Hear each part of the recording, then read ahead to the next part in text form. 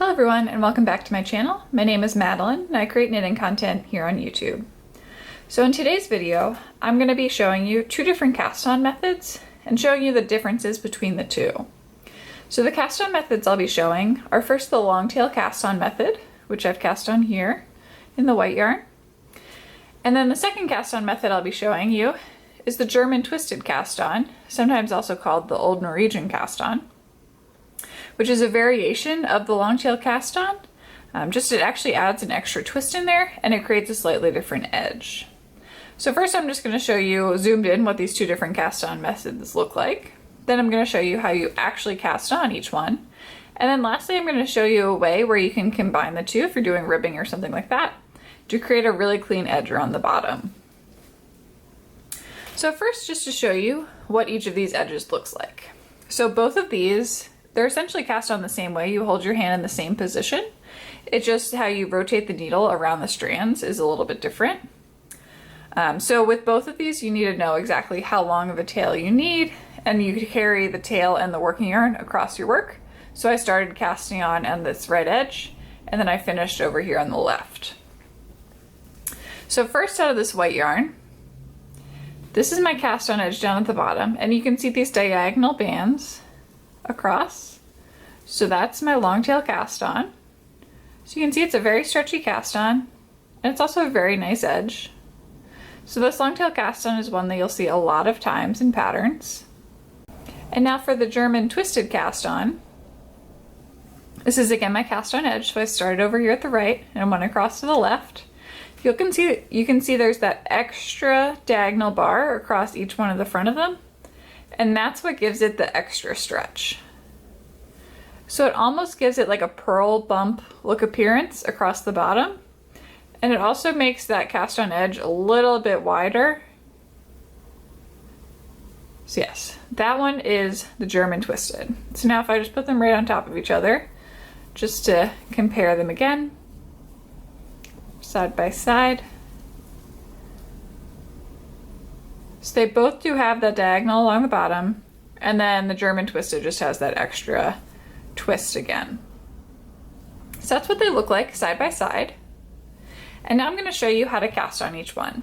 And again, I'm just going to stay consistent with the different yarn colors just to help clarify which one I'm doing at each time.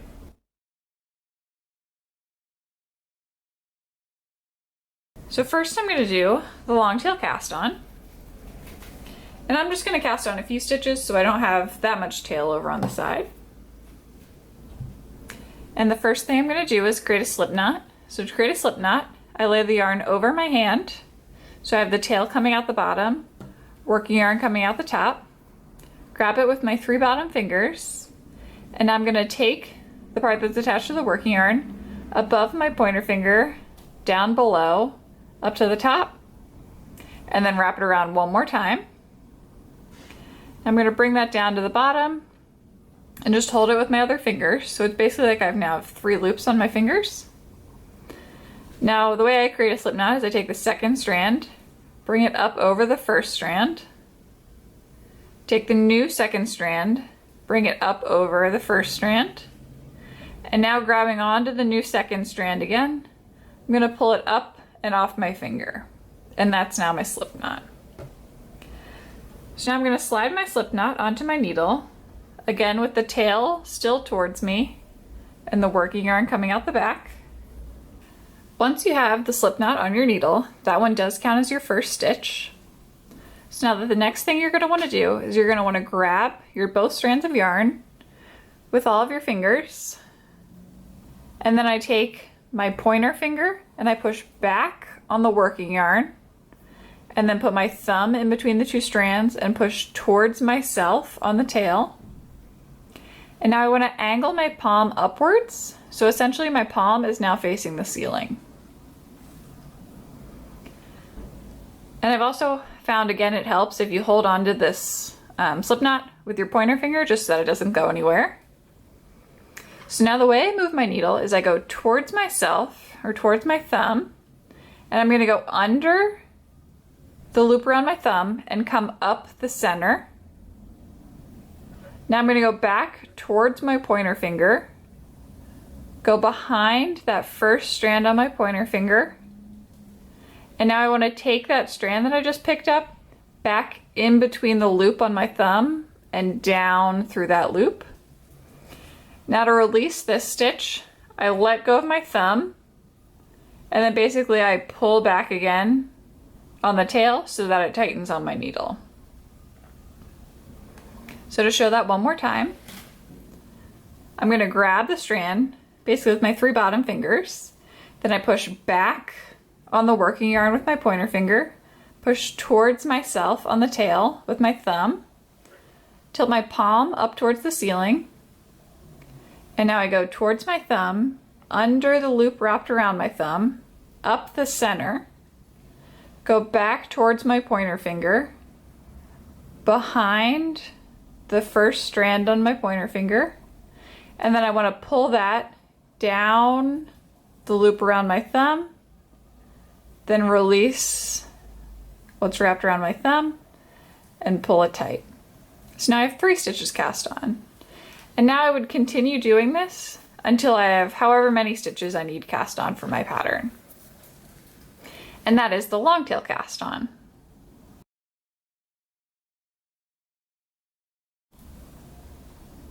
Now for the German twisted cast on, again, you're going to start with the slip knot.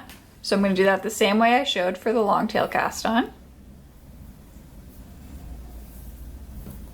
And I'm going to place it on my needle the exact same way. So I have the tail towards myself, the working yarn coming out the back.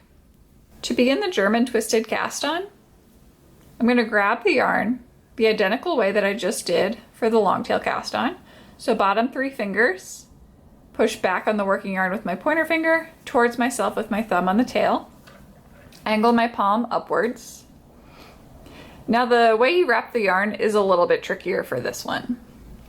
So the first thing I'm going to do is I'm going to take my needle and go underneath the thumb, both of the loops wrapped around my thumb. Then I'm going to go back up again, and now I'm above those loops.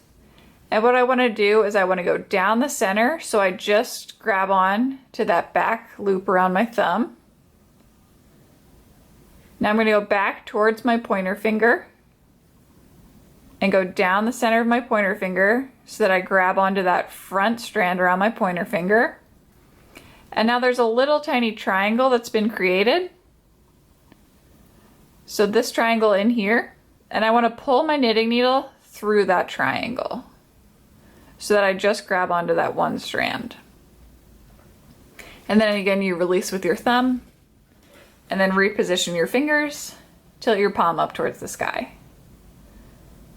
So now to show that one again, I'm going to go underneath both strands on my thumb and all the way to the back, then grab the back strand that's around my thumb and go down the center. Now go up over all of that stuff on my thumb, go back towards the pointer finger, grab the front strand on my pointer finger, and now pull that strand through the little triangle that's been formed and off. So now when you're doing this one and you're looking at this triangle that's created, so there's basically kind of like a big X, and you just want to bring your needle back so you can get through that little triangle that's closest to your right hand. So again, let me show you that triangle again. So there it is. So I'm going underneath both on my thumb, just going up over, down the center so I catch that back strand, towards my pointer finger from up above. Then I'm going down the center of my pointer finger, grabbing on to that front strand around there, and then pulling it through the little triangle. And you can see how it's creating the double loops all the way along there. So that one is the Twisted German cast on.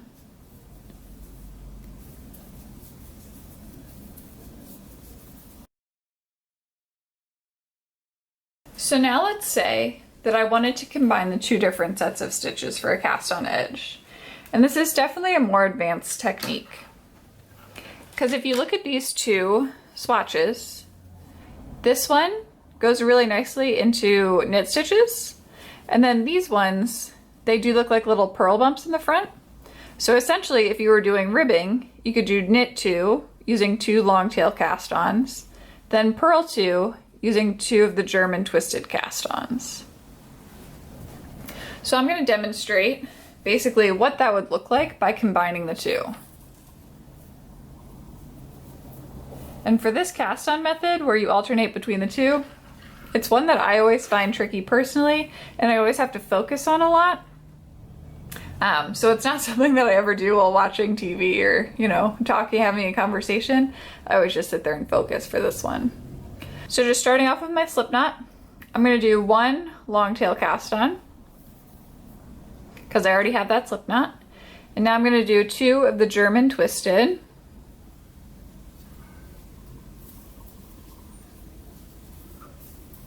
Then 2 long tail. 2 of the German twisted.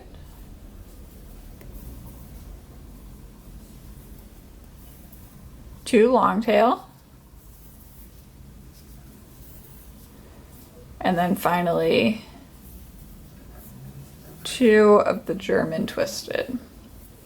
Okay, so now I'm gonna turn my work and keep on knitting this ribbing.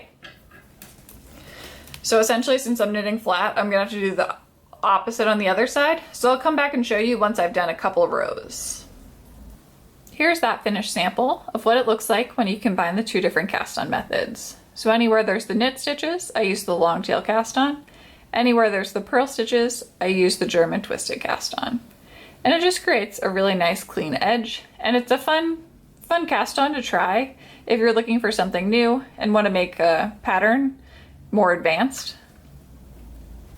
So again, just to show you the 2 different cast-on methods, the bottom one is going to be the long tail cast-on. The top one in blue is the German twisted cast-on.